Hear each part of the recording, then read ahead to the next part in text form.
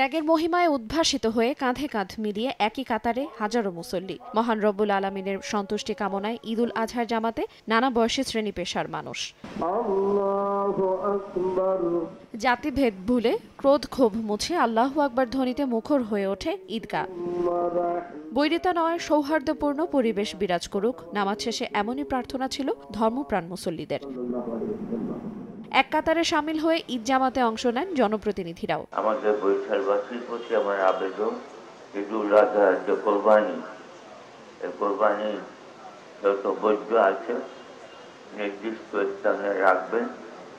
আমরা সিটি কর্পোরেশনের পক্ষ থেকে সেগুলো পরিষ্কার করব।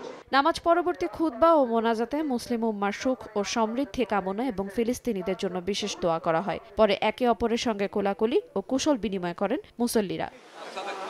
সময় সংবাদ, বরিশাল।